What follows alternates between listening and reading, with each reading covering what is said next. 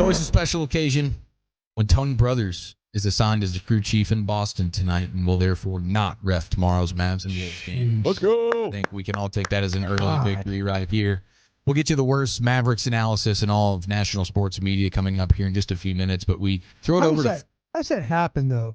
I mean, you watch the games that he officiates, and there always seems to be some kind of chaos involved. You know? Beats me, bro. Totally beats me. There's a lot of challenges. I mean, I say a lot. They only get 2, but it seems like every time he refs, there's some type of challenge going on. You know? Yes. Yeah. Okay. It can be challenging for sure. Back to me, Eric. Not many people loving this, but our football guy Brian Broaddus has the basketball strategy for the Mavericks to get it done. Yeah, thanks, Eric. The one thing that having a football background is that there's basketball guys that like football. So a little give and take there. So a little give and take is what you do. So yeah, you got basketball guys hounding you about Cowboy OTA storylines and insights, and then you get the postseason stuff. That's these guys, you're dominating that trade. Well, some of these guys like other teams, and then they're like college programs.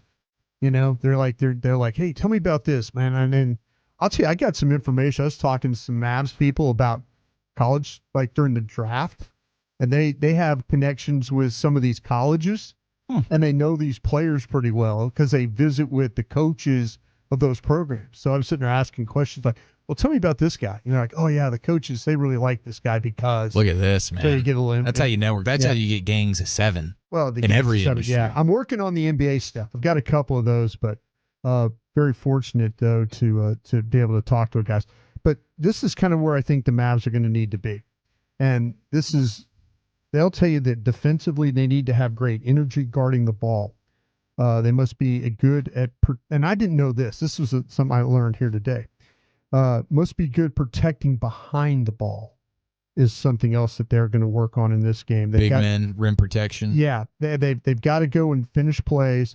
Minnesota is crashing for offensive rebounds more in the playoffs. And offensively, they've got to do a better job of taking care of the ball with great spacing, and they also put their bad defenders. They think that Towns and Conley are the guys that they need to kind of attack in this series. So let's see what happens offensively, but it's going to be about the spacing and trying to get their bad defenders into some play here, and then also on the defensive side of the ball. The energy, protecting behind the ball, and got to finish the plays. So that's kind of what they're looking at going into this series. Right? Okay. Yeah, that makes plenty of sense. I mean, this is a really dang good Timberwolves defense, as we know, but Karl-Anthony Towns can be had a little bit. He was impressive at times, though, as one of the big men that they're throwing at Jokic. But do you want to explain what protecting behind the ball is? I mean, my interpretation of that is basically your front court guys. You're guarding the ball. You're guarding the ball, and you stand behind it, and it deters the ball handler from penetrating. It's usually the second player on the worst outside shooter that comes into the middle of that lane. Yeah. They call it a plug. Yeah. Yeah, that plug player was coming off of I didn't know that, man. Yeah. I was like, there's a lot of this I was learning all about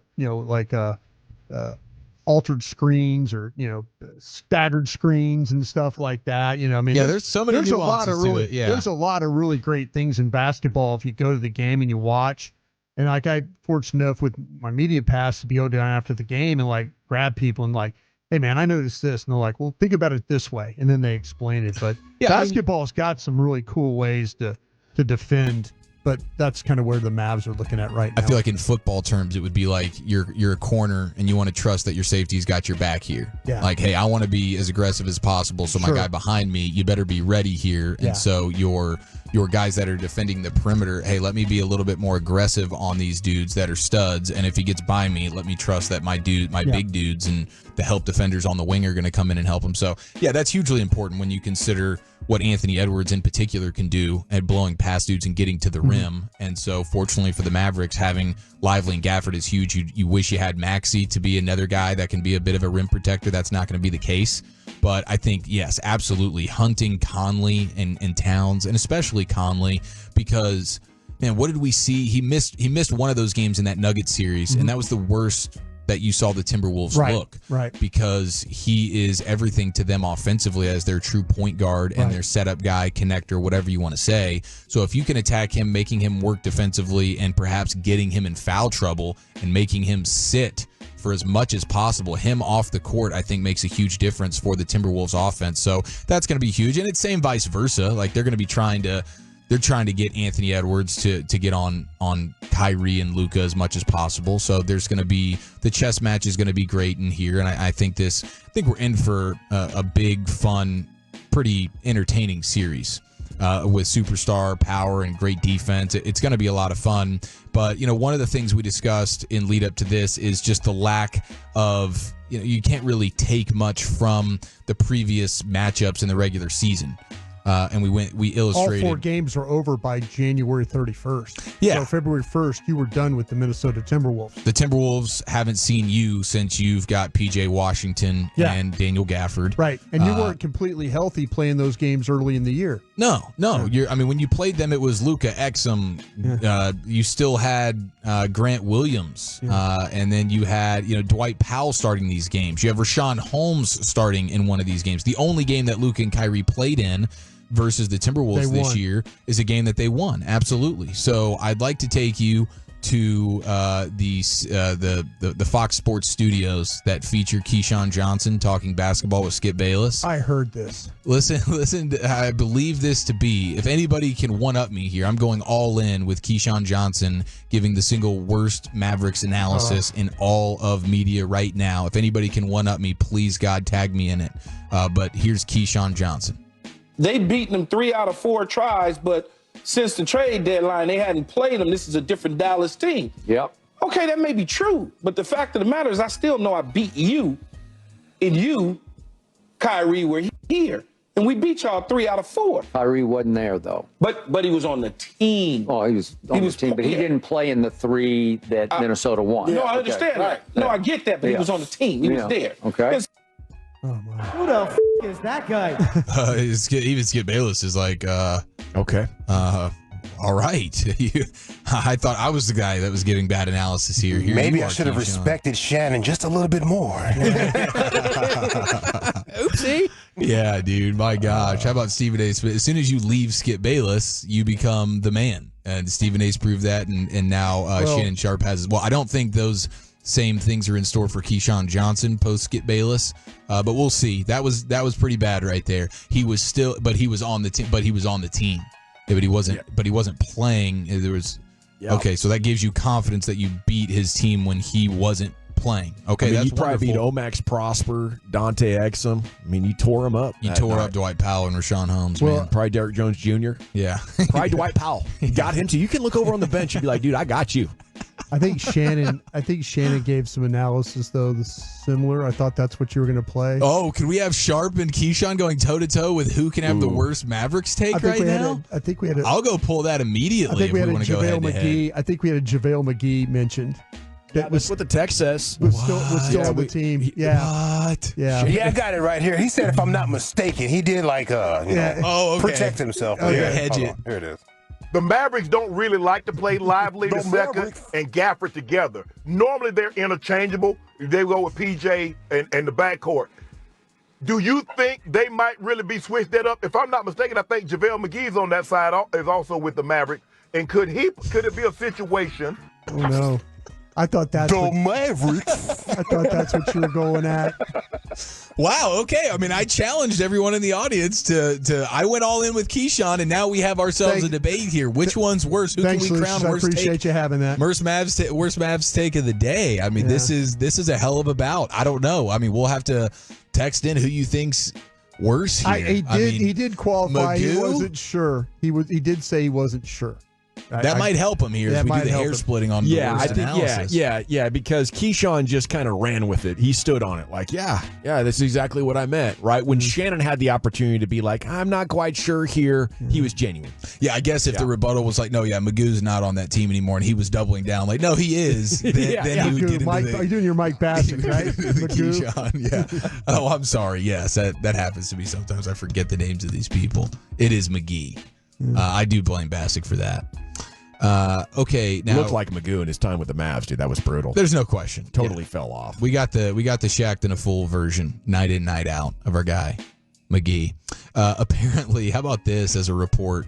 The Lakers are wanting to get back their Alex Caruso gentleman who got the bag from Chicago. He's elite perimeter defender that would help any team. But listen to this report. The owner of the Bulls doesn't want LeBron infringing upon Michael Jordan's legacy. The intel is that they are just not going to help LeBron. So the Bulls are basically refusing to trade with the Lakers and give them back Caruso. Jerry Reinsdorf, huh? Because they don't want anything infringing upon the legacy that is Michael Jordan. That's all they need, huh? They're Caruso away from the title. He'll get 7 rings. You send him Caruso, this thing's over. Every year they hang the banner that is, we still have the legacy of Michael Jordan. That's their yearly banner, and they cannot risk that. That's their championship. Mid-season champs, right? The Lakers? Yeah. In season. Yeah, get it right. Put some respect on that. I'm sorry. Useless tournament. My bad. Speaking of the Lakers, apparently the Lakers reportedly think that J.J. Redick has Pat Riley-like potential. Oh, wow. So then why are they interviewing 7 other guys? Riley did go from broadcast analyst to one of the game's greatest. Yeah, I mean, maybe there's precedent here. The Lakers are infatuated with Redick's potential. Steve Kerr, right? Steve Kerr went from as a executive to analyst to coach. That's right. Did Steve Kerr do that? Yeah, he was doing some. He was doing the TNT stuff. He was him and Marv Albert. Was he a GM in Phoenix? And then went and got the job with the broadcasting, and then went to the coaching. That's how it flowed. Yeah. Heck yeah, dude. I don't know. I am highly cynical of any player about to become a coach until they show they can be good at it. I assume they'll all screw up massively. Jason Kidd. Yeah, Jason Kidd was not good in his first 2. Kind of, was a great assistant with the Lakers. Maybe learned for a couple of years, watched. And now applies it, and he's good because he stuck with it. But like going from player to coach, and having success instantly is brutal. Most of them fail. It looks like Jalen Brunson is going to be on the verge and ready to sign the 4-year, $156 million extension with the Knicks. So that would add to his current contract, which would make it a 5-year, $181 million restructured deal for Jalen Brunson and the Knicks. So that looks like that is in the making. And then I did just want to just play this sound from last year, Anthony Edwards. And again, we're going to start to probably have some sports hate for him over the course of the next couple of weeks. But this is him. Remember, Alex Rodriguez is one of the owners for the Timberwolves. They are. And as that was all going down, he was asked about his familiarity, Anthony Edwards, to Alex Rodriguez. This is the interaction. Do you have any thoughts about him? Are you an A-Rod fan at all growing up or anything like that? What do you think about what he might bring to the team? A fan? What do you mean, like, who is he? The baseball player, Alex Rodriguez? Yeah, I don't know what it is. Okay. I know he's going to be the owner, but I don't know nothing about baseball. That's pretty incredible, dude. I mean, a 21-year-old. He's honest, man. No, absolutely. No, I think it's hilarious. Yeah. There's no issues with it. It's just funny. That's a messy ownership transfer, though, right now, man. That guy didn't want to give it up. Yeah, I know. It seems like they're walking that back. Yeah. But A-Rod is still sitting courtside and trying to get in the mix in the celebrations. So there it is. We look forward to tomorrow's Game 1 action, ladies and gentlemen.